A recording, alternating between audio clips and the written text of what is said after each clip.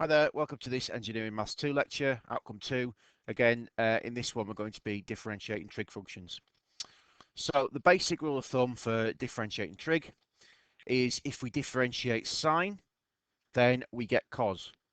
If we differentiate cos, then we get negative sine. Okay? Now you get given those on a formula sheet, so you don't need to remember those exactly, but it is useful to try and commit them to memory where possible.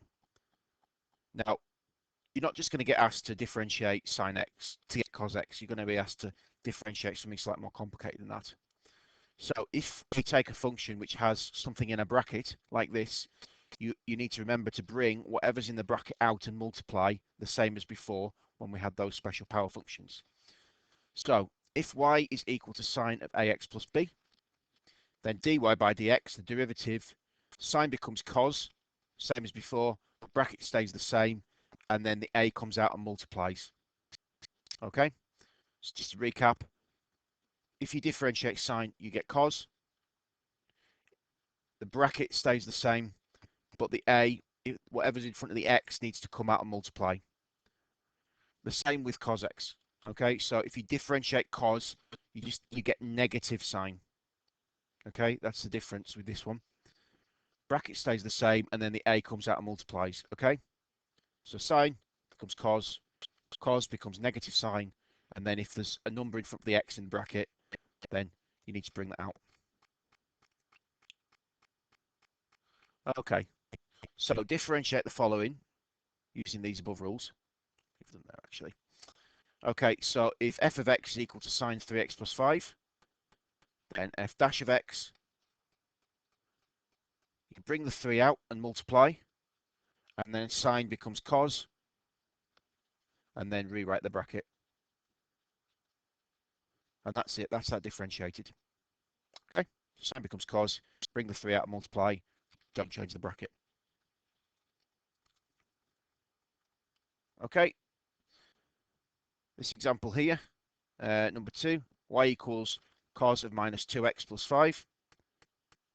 So dy by dx equals, okay, so we're going to bring the minus 2 out. Cos becomes negative sine, so we've got negative of minus 2 sine, and then keep the bracket the same. So just be careful with negatives in this. Okay, so we've got two negatives there. One because there's a minus 2 that's come out to multiply, and the second one has come from the cos becoming negative sine when we differentiate. So the two minuses there make a plus or a positive.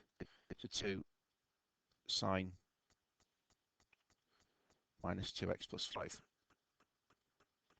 Okay. With this one, we've got a number in front.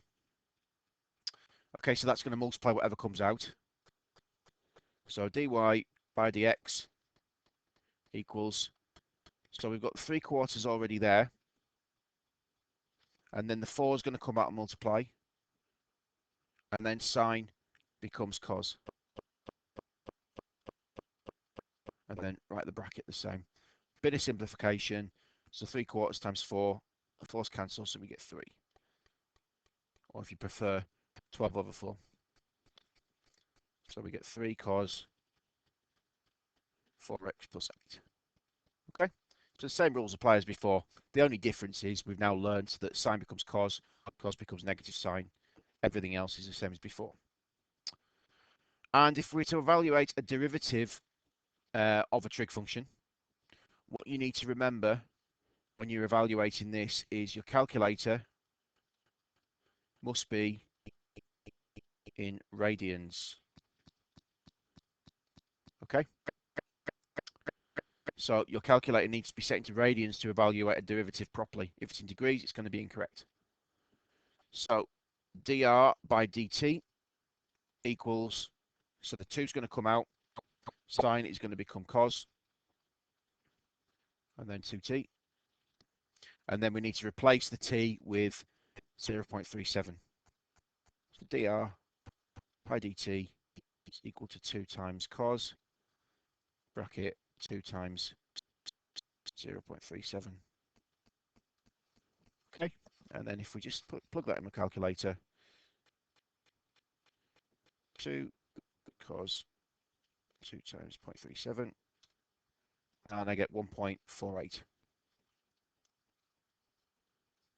Okay, so that's the rate of change at that point.